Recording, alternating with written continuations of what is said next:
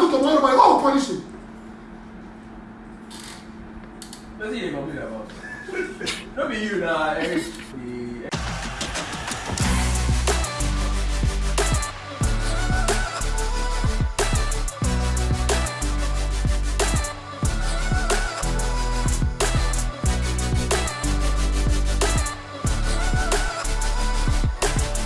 Ladies and gentlemen, I did not think it was possible to have my heart broken at the ripe old age of 72. Just when I thought that the Super Eagles of Nigeria could no longer hurt me. That's when I thought that there's nothing that I want to see that this country has not shown me. That's when I thought that I've reached my pepper seeing limit for this lifetime, maybe until my next lifetime.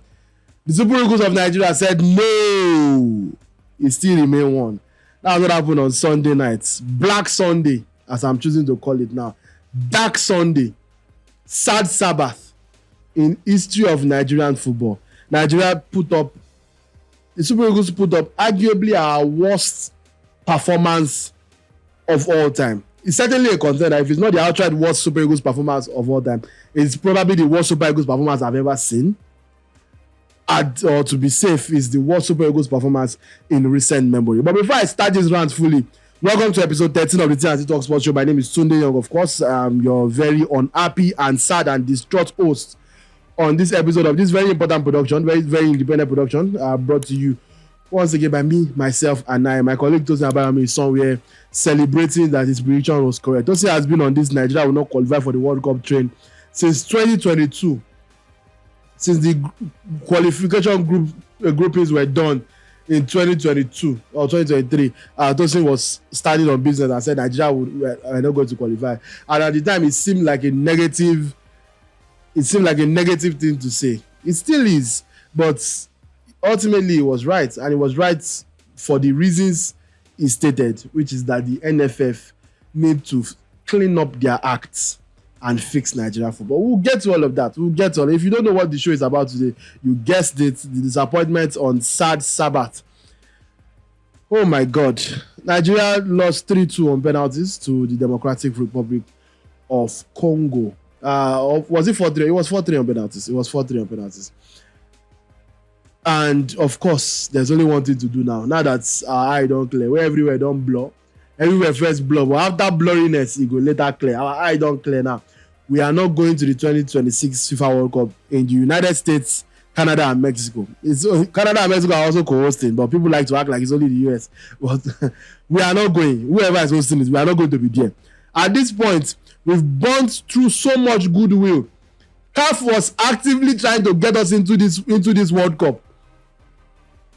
CAF was doing so much maneuvering, so much somersaulting, like Simone Biles, just to try to get the Super Eagles into this World Cup. They squeezed us into second place that we did not deserve, even though the rules support it. But we did not deserve it. They squeezed us into second place and then squeezed us into the top 4 among the second place teams, even though many other second place teams performed ahead of us. But CAF knows the importance of having an economical powerhouse like Nigeria, and I don't say that to flatter any of you retards in the political space. But CAF knows the value of having Nigeria as one of Africa's 9, potentially 10 representatives at the global showpiece that is the FIFA World Cup in 2026. And what did we do? They were inventing new Ojoro that have never been invented because of us. And what did we do? We wasted the Ojoro. All we had to do was beat the Democratic Republic of Congo. I'm sorry. If you cannot beat Congo in a winner-takes-all game, then you should not be playing football. If when the chips are down, like forget everything that happened in the build-up to now. Forget the fact that you played Zimbabwe home and away and failed to beat them. Forget the fact that you dropped points at home to Lesotho. Let's not forget the fact that you failed to beat South Africa in 2 attempts. Let's forget all of that. Let's forget the fact that you lost the way to Benin Republic. Let's forget that. Let's forget the fact that the only team you beat in this poverty group is Rwanda home and away. Let's leave that one aside and actually look at this game. God gave you not a second, not a third, not a fourth, not a fifth, not a sixth, but a 10th chance. Nigeria. And what did you do? You wasted it as you always do. Giant of Africa, a giant disappointment. If you cannot beat the Democratic Republic of Congo, and I say this with no disrespect to Congo, because on the day, how can I even disrespect people that dominated us? On the day, they were by far the better team. If you had blindfolded, if you wiped my memory before that game and told me to watch that game just on the strength without knowing which teams were playing, I would have assumed it was Barcelona versus Enyimba. That's how good we made Congo look. Congo looked unplayable, unstoppable. We had no answers for them. They were running through our defense. They were running through our midfield. They made our attackers look toothless. When you talk about it, this team is a star-studded team. We have players in Woes, Tolu Arogodare. We have players in Sevilla, Ako Adams. We have children in UK. We have blah, blah, blah. We have this. We have that. When you get on the pitch, Axel Tuanzebe, a Manchester United failure. No disrespect to him, but all disrespect to him still. A Manchester United reject. Do you know how bad you have to be to not be able to make it a Manchester United? See, Axel Tuanzebe held our strikers like they were nothing. Chancellor Mbemba's peak was in 2017 as a Newcastle player. How many years ago in 2017? Where does Chancellor Mbemba play now? Of course, a legend of African football, is a legend of Congolese football. Nobody can take that away from him. But in 2025, Chancellor Mbemba locked up your so-called world-class strikers, and you call yourself Giants of Africa. No, let's give context here. We started a midfield three. Wilfred Ndidi gave away the first goal. Frank Onyeka scored, but then disappeared after scoring. He was swallowed by the Congolese midfield. Did absolutely nothing in that game. Alex Iwobi swallowed by the Congolese midfield. Lost in the physicality, lost in the source. Congo were doing things that Congo have never done before. I don't even know if anybody in the history of Congolese football has ever done leg over. Until I was seeing it on Sunday night. Congo were putting passes together in a way that I've never. And anytime we even had the ball, before we could even think, before we could even process, before we could even attempt to build any form of momentum, what did they do? Snuff it out immediately. Either win the ball or fight the man. It's that simple. A tactical masterclass from the Congolese. And there I say they have to even be ashamed of themselves. Congo, that is.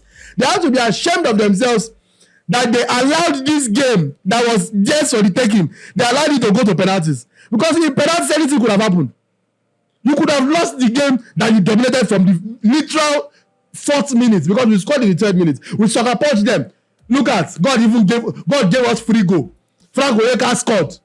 Ball deflected off a Congolese defender and went into the net. God gave us everything we need. God does. I did not even start this show with it. I swear to God. I swear I did not start this show with the intention to rant. My plan was just to talk about the game a little and then play some videos for you and just chill. Because this is not an episode. I'm going to be honest with you guys, as the audience. I have to be honest with you. I did not want to do this episode. I've never been as sad as I was on Sunday night. And I usually record these episodes on Sunday night. So I was sad that we did not win. I spent a lot of money on transportation to and fro to go and do a lot of content for this game that we did not win. I got home. I shoot in my house. I got home to shoot. There was still no light. So as a Nigerian, my frustration limit is here. Kill me, this useless country. Kill me. What remain again? You cannot help me in football. You cannot help me in life. Why am I from this country? No, why am I from this useless country? What is the benefit of being Nigerian? No, anybody that, if you say God bless Nigeria, God will punish you. God will leave blessing Nigeria and focus on punishing you. What is God bless Nigeria? Does God even... This is a football show. Let's go back to football. So as I was saying, the Super Eagles of... Oh God. The Super Eagles of Nigeria, what has happened has happened. There's no point. There's no point being angry now. There's no point losing my temper now. Especially because the people that are supposed to be stoning in the streets, that are responsible for this, what were they doing after we beat Gabon? Party after party. You saw that video with NFF officials plus this former Benin Benin football administrator man, what is his nonsense name? Whatever his name is, this short guy that used to go and train with the Super Eagles one time. We accept a lot of rubbish in this country. How much you been into as NFF president and this other man, the Lagos FA man? I don't want to even remember any of your names right now, so it's fine. When they were in charge, they be training with the Super Eagles, official national team training. And you want this country to progress. No, now let us start. By now, you know what happened. We lost 4-3 on penalties. Let me leave the administrators for now and focus on what went wrong on the pitch. In fact, what went wrong. Nothing went right. Everything went wrong. I made a video earlier on Monday morning and talked about 3 people, in my opinion, that deserve the most blame. On the pitch, in Nigerian football, the people that deserve the blame are NFF and the people running our football. But on the pitch, and I listed Wilfred for his poor performance and, of course, contributing to the goal that we considered the equalizer that Congo scored, Bechak scored. I listed Moses Simon for missing his penalty, for being the only attacker to miss a penalty for us. At the time the penalty shootouts came up, we were so short on attackers that we had defenders playing, but even our midfielders did not play penalty. It was mostly defenders that took penalties. So when 3 people missed, Alex, Calvin Bassey, Shemi Ajayi, and Wilfred and Moses Simon. Moses Simon is the odd one out because he's a striker or he's a forward. You expect him to at least be a better penalty taker than those other 2, and he somehow took the worst penalty. And I say this knowing fully well that Calvin Bassey played his own penalty to space. Calvin Bassey's penalty is with the Vitromites as we speak. Now only Invincible and the Papa Fiepos bring back that penalty ball. And that's, for me, those were people to blame on the pitch. Eric Shell was the 3rd person I listed. Eric Shell, first of all, this is not a anti-Eric Shell rant. I'm not for sacking Eric Shell. Eric Shell is still unbeaten, technically still unbeaten as the Super Eagles manager. Even though if you want to close that to Chan, because they touch him anyhow for that Chan tournament. But if you forget the Chan Eagles, the Super Eagles is still unbeaten. And if you look at it, he's probably done his job well enough. Apart from that one game against Congo where he was abysmal. In fact, not before the Congo game itself, the Zimbabwe game in Uyo where we played 1-1, it was a tactical misperformance from him, losing the lead when he took off Victor Osimhen and brought in an extra defender. And guess what happened in the Congo? Similarities again. We tried everything, nothing was working in that Congo game. You took off a midfielder in Alex Iwobi to bring on Tolu Ayokodare to partner Akko Adams to try and go for a 4-4-2 approach and see if that would yield anything. Obviously, nothing happened. But you persevered with him up until the 115th minute. 5 minutes to penalties. Then you decided to take him off. That's Tolu Ayokodare that you substituted a substitute and brought in Chidozie Awaziem of all people. I have nothing against Chidozie Awaziem. He was a pretty good defender for us in like 2018 to like 2020 when he was a regular in the Super Eagles. And even if you want to play Chidozie Awaziem, why not take out a non-penalty taker? Benjamin Fredericks was injured just before that substitution. Everybody thought Chidozie Awaziem was even coming on for Fredericks. We were all shocked to see him coming for Tolu Ayokodare, one of the few remaining attackers on the pitch.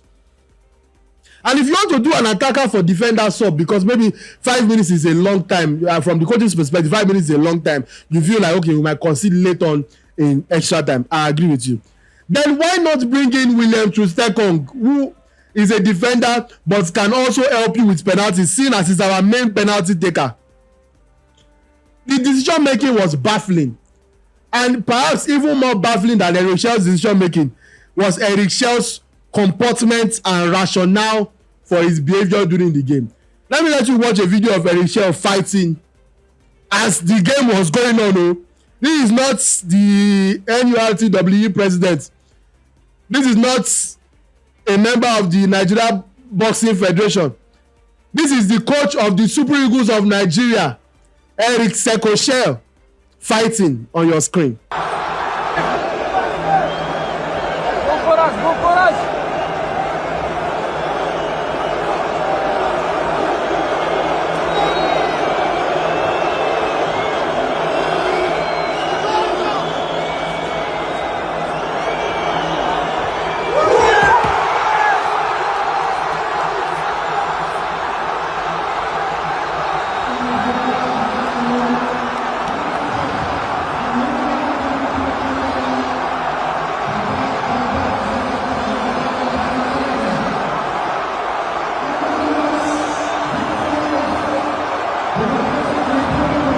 That's bad. Even worse than the fighting is his explanation for why he was fighting. Can you believe this man said that? No. Let me chill. It's so funny. It is so funny. This man legitimately said, and I quote, that they are using Juju. That's why he had to fight somebody. Let me play it for you and let you hear it. Eric, coming towards the end of the game, I could see that you were a bit frustrated with maybe some of the DR Congo staff members. Could you give us an update on what happened there? During all the penalty decision, a guy of Congo did some voodoo. Every time. So this is why I was a little nervous after him. Yeah. What did you see? During all the penalty session, the guy of Congo did some voodoo. All the time.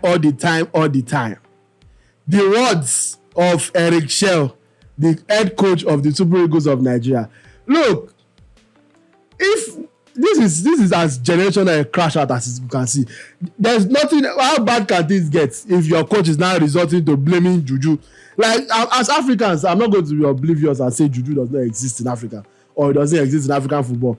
I'm sure he's probably right that they were attempting to do some Juju. But what you cannot do as a professional football coach, sir, as someone that this is the line of work you have chosen to do, and as someone that actually has common sense and background in foreign football because he's French Malian, he played in France. What you absolutely cannot do as a coach is to come out and blame Juju. You can believe it. Oh. Nobody's holding you for your beliefs. But you cannot come out and blame Juju for why your team is not going to the World Cup. It just makes you look more stupid than you already look with your substitutions. Before I continue on this one, I would like to personally thank everybody that joined I wanted to do that top of the show. I just forgot. Look, the Super Eagles have discombobulated me. They've ruined my flow. This show, just take it how you see it. I'm sorry. I was going to start the show and thank everybody personally that joined our live watch along on the first round of games against Gabon on YouTube, TikTok, Instagram. Thank you everybody for joining. We had over 3K live viewers across all platforms, so really appreciate that. Thank you so much, and thank you to people that subscribe to the YouTube channel as well from that. So yeah, good news at least. Then on Sunday, we didn't do all the other platforms because I just streamed directly from my phone because I'm not paying my producer enough, and he said, "Fuck me, I should go and do whatever I want to do." So I had to stream. I had to do just regular TikTok stream on my phone. So, and 3,500 of you still joined that. So I really appreciate that. Thank you very much for joining and watching me crash out, which is the clip that my producer has also decided to start this show with today. But back to the Super Eagles. What does this mean? What does this mean for us, really? From a Nigerian perspective, it feels like it's the end of the world. And rightly so. Back-to-back World Cups. We will miss back-to-back World Cups. We have not played at the World Cup since 2018. And we might not play it in 2030. That 2030, come on your mind. If you have to celebrate that. But first, let me come out your mind. Come out your mind first. Let's plan towards 2038. If you are alive and well, let's plan towards that. By the 2030 World Cup, which I believe will hold in this Saudi Arabia, what if you say jointly hosted World Cup? By then, Victor Osimhen will be 31 years old. Alex Iwobi will be 34 years old. Wilfred Ndidi will be 33 years old. I dare say that he might already. I don't have money for lawsuits, so let me know. Kami Bassey will be 30 years old. Maybe he can now finally start acting his age by that time. Shemi Ajayi will be 36. Ademola Lookman will be 32. Samuel Chukwueze will be 31. If he's still playing football, because the way it's continuing like this, it doesn't look like someone that has 4 more years of football in him. Frank Oyeka will be 32 years old. Moses Simon will be 34. Hopefully by then he will be retired and will be able to focus on his academy. Focus on your academy and continue producing more players like Moses, Benjamin Fredericks for us. But you yourself don't play. It's okay. It's enough. You have hurt me the last time, Moses Simon. Is it until I die? Is it until you kill me? Chineye Ejuke will be 32 years old in 2030. Nwabali will be 33 years old. Nwabali that is 29 now is God we are using to beg him that please. I have to give him credit though. He did his part on Sunday. You can blame everybody, but you can't really blame him. That's not to say he did not do his own madness. His regular on the ball issues were still there. He almost gave the Congolese a go, but when it was time for penalties, which is his specialty, he stood up and he made 2 saves. You can't ask more from your keeper. Your keeper stepped up and saved 2 out of 6 penalties. That's a 33% ratio. 33. If you save 33% of the penalties you face, then you are a fantastic goalkeeper. And even before the penalty, there was a save he made from Chancellor. Remember the last action of extra time. A sprawling save. He had to deny the Congolese captain what would have been a goal to seal the game for them. And he did his part, so I have to give him credit.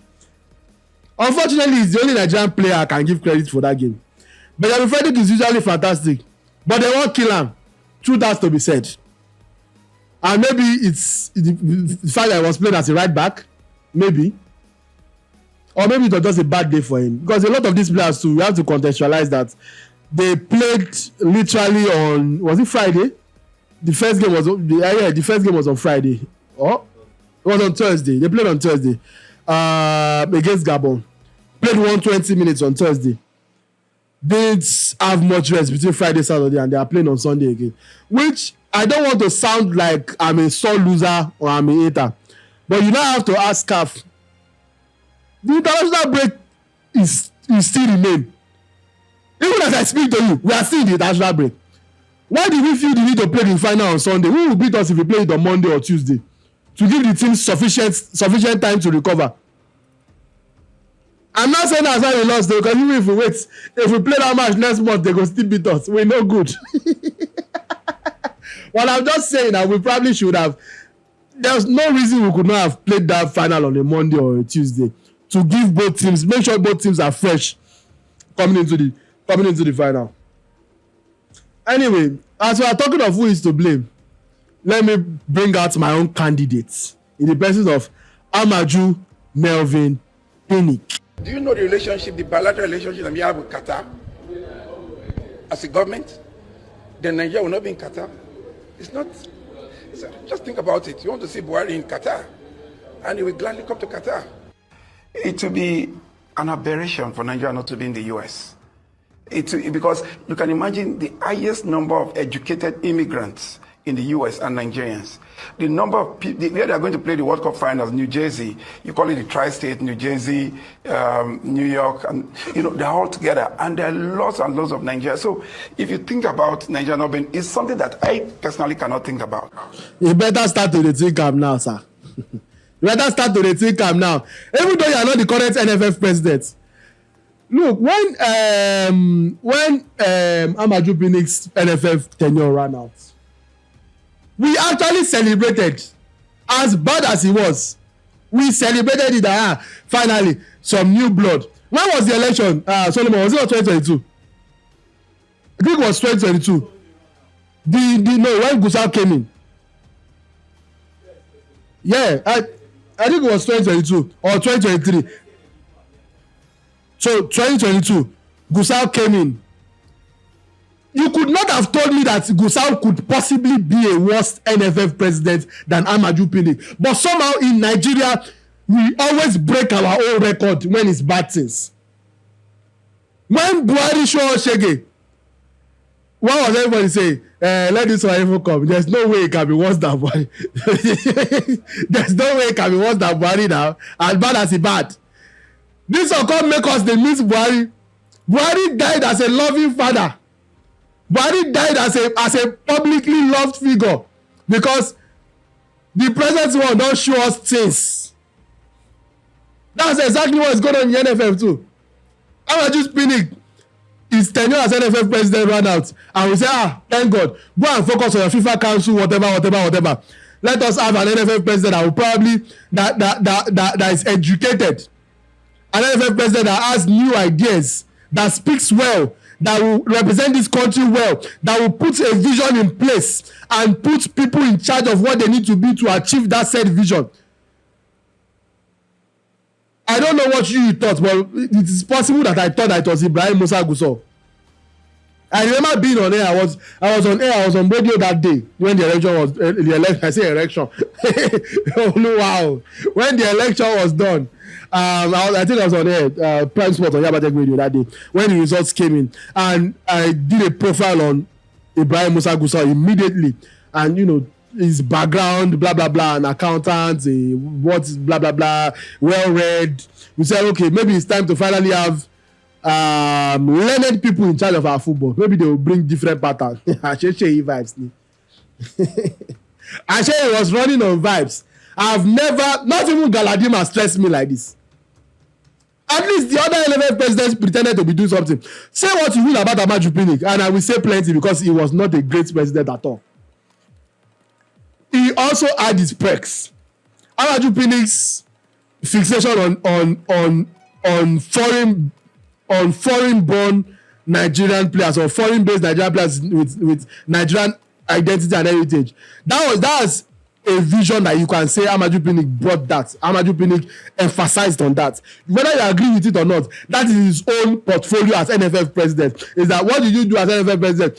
I made sure the likes of Alex Iwobi, the likes of Trustekong, the likes of Leon Balogun chose Nigeria ahead of their other options. Maduka Okoye and the likes, they chose Nigeria under me because I scouted them. I took time and effort to meet their parents, to form a relationship with them from a young age and let them know that you will play for Nigeria, you will not play for this country that you are living in. And it worked with a lot of those players. It almost worked with Eberechi Eze. Almost worked with Michael Olise. Even though they have praying mothers and fathers. Only young, they got a mistake. Alex Iwobi, go and fight with whoever advise you to choose this foolish country. So that's a mandate that Amaju Pinnick focused entirely on. That is his legacy as NFF president. Whether it's enough or not, I'm not arguing that. Whether you agree with it or disagree, I'm not arguing that. But at least he had something. What is Ibrahim Musa Gusau doing? He came in as NFF president. One of the first things is to talk to the players and say, I know Pinnick was owing you. Let bygones be bygones. Pinnick owed you from 2019 to 2022. Let bygones be bygones. We should forget that one. Me, I'm a new person. Me, I will not owe you. But let us start with my own. Only for himself to now owe them. He even owe them past the one way Pinnick owe them. He showed them new skills of owing, new basic innovation. Will you believe that I've not even touched my rundown? Almost halfway to the show, I've not even opened my rundown. I just run on anger, pure vibes. I hate what this country does to me. And this is the last time I care about the Super Eagles. I know I've said this before, but like a toxic ex, I always go back. Ladies and gentlemen, this is the last time I care. I will watch the Super Eagles. I will cover the Super Eagles because I'm a journalist. But will I ever expect the Super Eagles to win? No. Will I ever expect, or will I ever be sad, or be hurt, or be disappointed by a Super Eagles game ever in my life? God give me the strength not to ever be. That's all I'm going to ask. I want to sever all emotional ties with this God-forsaken country. Because the people that are supposed to be feeling the weight of the emotional body are not feeling it. The people that are supposed to be walking around and covering their eyes in shame and are too bold for my liking. And let me play a clip of one of them. Let me play a clip of one of them because I need you people to understand why I'm this angry. DG of National Sports Commission, Bukola Olopade, was talking to Dr. Kelechi Ayakude of It's just a glitch. We'll move on from this. DG, I know that you're putting a positive spin on it, which you should do, but is this an indictment on the NFF leadership, sir? Did you ask me this question when we won a few days ago? We should not be. We are speaking the minds of Nigerians, sir. That's what is happening on social media. We have to ask these tough questions. I was being hammered for not asking you tough questions, for letting you get away easily, so I'm just doing my job, DG, sir. If you know me, you wouldn't be talking about tough questions. None of your questions will be tough. Your question is what? Is it an indictment on the NFF? This is not the time to start talking about who did what and who did not do what. We have lost the possibilities of going to the World Cup.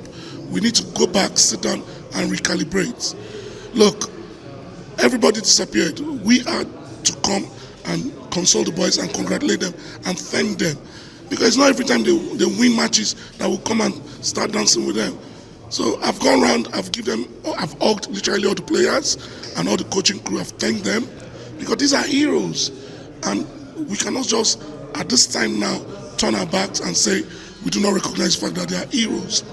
And I've just said to the younger ones amongst them, there are future battles to be fought. And I've spoken to the coaches too. We all must recalibrate, come together and go and fight the future battles. Like I said, the next immediate battle, you guys are laughing, the next immediate battle obviously is the AFCON. We need to, hold on to our pillows, feel sad a bit, wake up tomorrow morning and say we are Nigerians, we must move on and push forward. So bring a feel-good factor during Christmas period and New Year next year for our people. It's very important. We must create a feel-good factor. Right now I know people are sad. Am I sad? Of course I am sad. But the role I play in sports demands that I must play a father role, a father figure to these young men. And that we've done. Myself and Madam Sheudiko, we've done that. And we hope for the best. So don't bother about what people are saying on social media. It is what it is. If we had won, people would still talk. We won the other day, you interviewed me. People talk, people called me names. And my wife was like, why are they abusing? I said, well, it is the job I took. They don't know the difference between NSC and NFF. That's the problem. It's okay. It is what it is. Like I said, it has happened. We move on. Thank you, sir. According to Bukola Olopade, DG of the National Sports Commission, this is not the time to be looking back and saying who did what or who did not do what. Learn the words of such imbecilic words. If this is not the time to point arms of blame, then when is the time? All we need to do now is to recalibrate and go back and to the drawing board. God will punish your drawing board. For the Ragbafu drawing board, drawing board has been going back to since they born me. As a Nigerian, one of my first words as a Nigerian that I learned was drawing board. Anything that happen, we'll go back to the drawing board and figure out where we went wrong. In my 72 years of being alive, will I never still figure them out? That drawing board is not full, right? There's still space for your useless drawing board, for your useless drawings. Toying with the emotions of Nigerians, toying with the future of Nigerians. And this man has the effrontery, has the tendency, has the goal, has the mind to say this is not the time to be pointing fingers. When is the time? When is the actual time to point fingers? And he says, when we won the last game, did you ask me this question? What stupid talk is that? Now you played the last game. Did we win the last game because of you? Now you score 2 goals. You say you don't want to remind, you want to talk about something as calmly as a journalist. I'm not talking as a journalist today. I'm talking as a Nigerian that is pained. I'm talking as a Nigerian that has had enough. When we did crossfire episode about this game, and Tosin said the solution to solving Nigerian football issues is public execution. As crazy as that sounded, I obviously told him it was crazy, and I disagreed with him. I'm not for killing anybody. I'm not for taking anybody's life. But I have to now say that I see his point. I don't support it, but if you try to do it, I will not speak up against it. Especially with this rubbish statement that I just heard now. Guys, I'm sorry. Let me actually see what I have on my rundown. The Bernabeu NFL game. There was an American football game played in Real Madrid Stadium at the Bernabeu Stadium.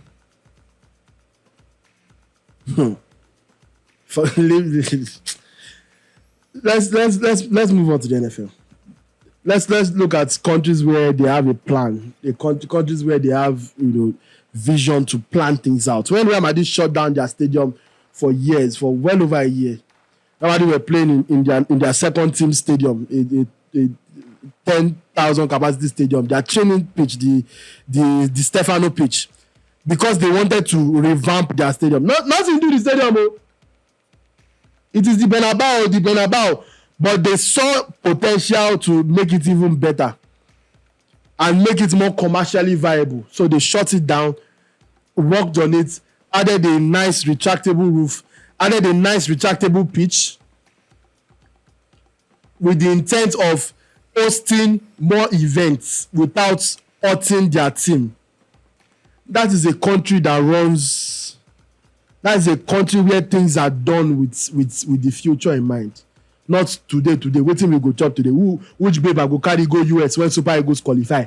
Which babe I go camp for Ilache? Which of my family members I go fit use this World Cup carry enter US as NFF official? That is all that is in our head. Corruption, gluttony, disgusting behavior. That is all. Nothing, no vision, no foresight, nothing. Look at what Real Madrid are benefiting from. Let me let you watch the video of how the pitch retracting worked and how they moved the actual Santiago Bernabeu turf where Real Madrid played. They moved the turf. I know to some Nigerians it sounds like it's Juju. If you show a chair, you go say that jazz. Meanwhile, it's technology. They moved the turf away and put a new turf for NFL football. That's the American football. And even the Americans were impressed. A lot of them were talking about the quality of the pitch, the quality of the atmosphere, and they would like to play more games in Madrid. When I go come Nigeria, make I show you things. Make I show you. Go and watch the video.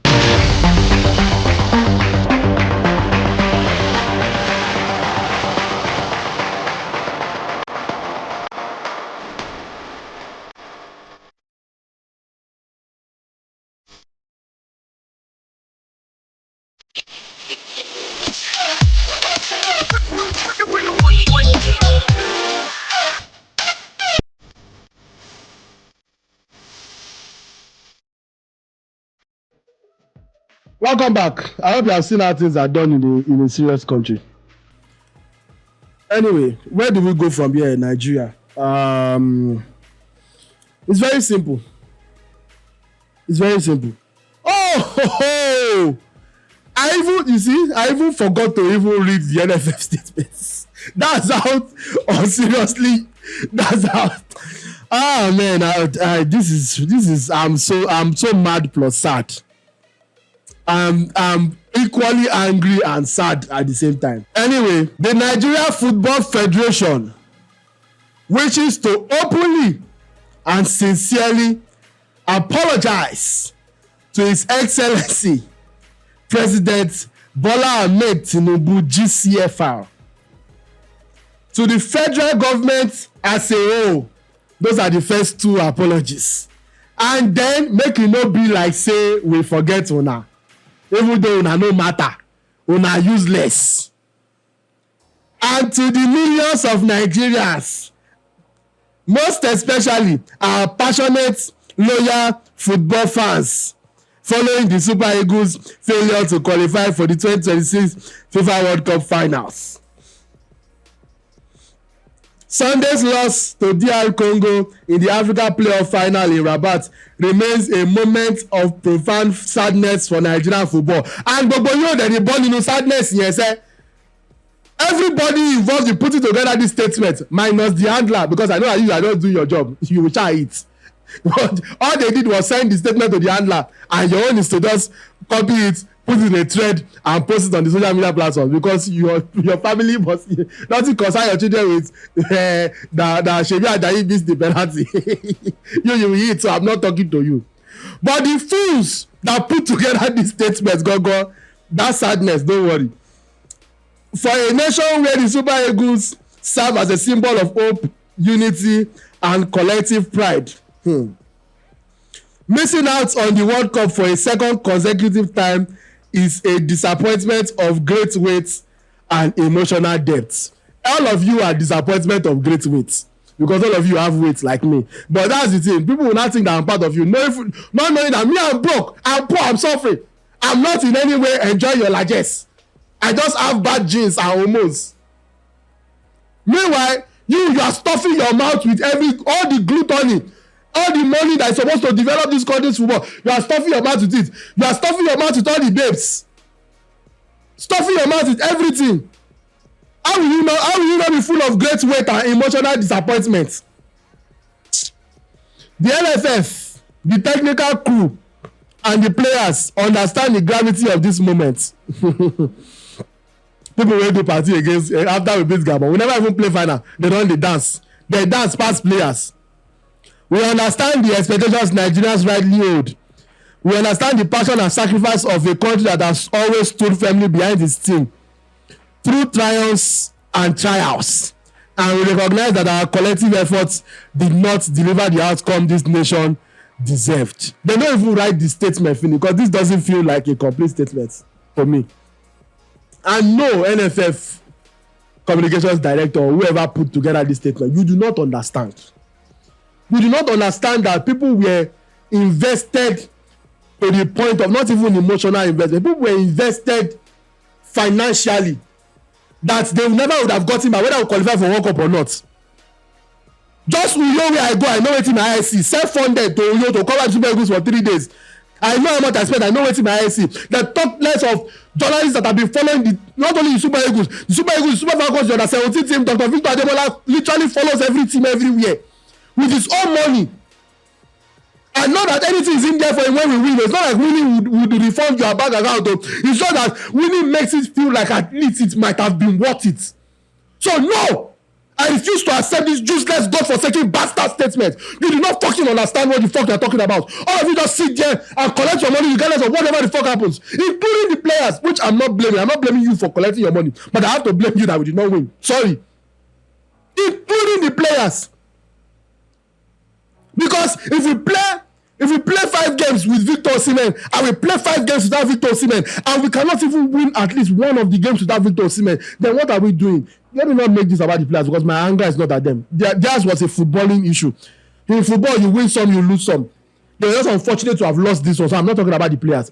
The administrational issue is not win some, lose some. We have never had a win administrationally. We have never had a time that the administrators of this country, not even football now, the administrators of this country have never made us proud in any sector, agricultural, electricity, farming, nothing. Nothing. What is in it for me as a Nigerian to be from this country? I ask again. Why am I from this useless country? What am I gaining? What do I have to show for it? And yet, every game I'm emotionally invested. Lots of people are emotionally invested. People that spend their money. See what football fans tried. All those guys were in tears. Grown men were in tears. And why? It's pride, love. Something you people know absolutely nothing about. You're not there for yourselves. What the fuck? That's the end of the statement. That's the end of their useless statement. And that's the end of my rant. I'm going to end this show now because I'm tired of shouting. The more I talk about this, the more I get angry. So let me talk about something happy. Bro, we're useless for this country. Even for boxing, we're not happy. Anthony Joshua is fighting Jake Paul. I don't die. I don't wait.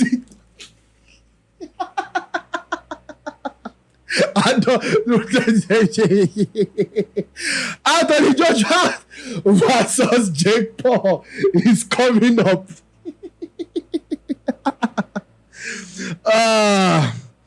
Officially confirmed. Jake Paul was supposed to fight. He was supposed to fight Roach. No, not Roach. He was supposed to fight Tank, Gervonta Davis. But the fight was cancelled or did not come to fruition. Whatever. And now he's picked another opponent in the person of Anthony Joshua in this never-ending journey of looking to lend himself legitimacy in the world of boxing to finally establish himself as a legitimate boxer. Anthony Joshua is the latest beneficiary from Mike Tyson to Anthony Joshua. Look at the company that Joshua took his entry at this time of his life. But who can blame him? I hear he's in for at least $100 million from this fight. So even for that one, I would fight my grandmother. Let me just tell you that. If $100 million on the table, grandma, you better list them up. I might do it for $100 million. Let me not lie to you. Let alone dollars. So Anthony Joshua, hey, make your money, bro. The fight is slated for December 19, and it's going to be on Netflix, exclusive to Netflix. So Netflix subscribers, we hope. Jake versus Joshua, the professional heavyweight bout. How is that? Will Jake Paul even qualify as an heavyweight? It's like 5'9" or 5'10". That's not heavy. It's not. I don't think it's that tall at all. Joshua certainly has the size advantage. If you want to take this as a serious fight, Joshua should kill him. But I assume if I was Jake Paul and I'm fighting Anthony Joshua and I'm giving him the biggest payout in his boxing career, I'm going to put a clause there that says you cannot kill me. I'm sorry. Not by me. I need to be able to fight other people. So I understand that as well. When December 19 is still away, it's a long time. We'll talk about it in more detail when the fight draws nearer. Tosin, I'm sure, will be willing to go and give his thoughts on the situation.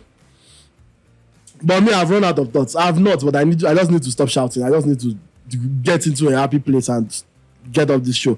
So once again, thank you very, very, very much. My most profound thanks to all 3,500 of you that joined me on TikTok on Sunday night. I appreciate it. I got 17 new followers from it. I had 3 gifters. Thank you so much on TikTok. On Thursday, all 3,000 plus that joined us across all social media platforms on YouTube, Instagram, TikTok. We appreciate you. More live content to come from the TikTok Sports Show. In fact, the Joshua Jake Paul fight, we might actually watch that and stream it as well. So, hey, let's be open-minded. We'll cover more sporting events and we'll do it more consistently. God give us strength. Me and my producer and our absent partner in the person of Tosin. Don't worry. Join NFF. They go pay you. Don't join NFF. Even people not even anybody when they are saying that they never hear this week. They won't keep to your see.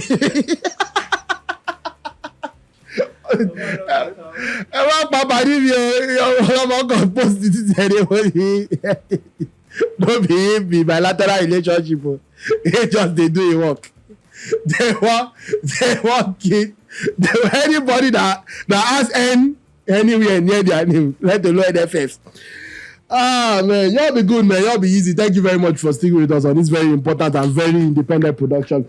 My name is Tunde Young. I'm very, very unhappy. But by the time you see me next week, club football would have returned. So, but Chelsea go on Lion, you know, that's it. Suffering man abroad, man. So I always have a BFC to make me happy. We always win. Atlantic Business Football Club. Please like, share, subscribe, comment, do everything that you need to do. Help us grow. We appreciate your growth over very organic. We appreciate your involvement. Those of you that have bought into the show so far, I do not take you for granted at all. And I will not disappoint you like the NFF. I assure you, if you come here for great content, I do solemnly swear with my hand on my chest that I will always have great content for you on all my platforms, including the YouTube, Spotify, Instagram, TikTok, you name it. We're even coming to Facebook soon. So, Mafo, we'll meet you where you are. Please meet us halfway as well. Thank you very much for working with us. I need to go and drink water. I am so tired. I'm exhausted from all the yelling. I'm sorry.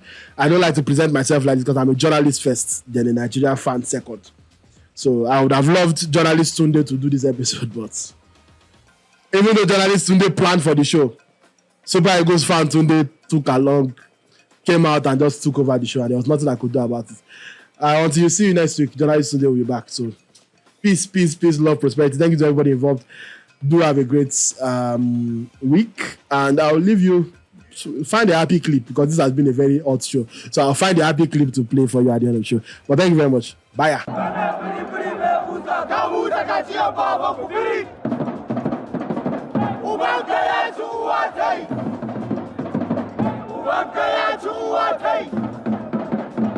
You are very stupid. You are very stupid. Double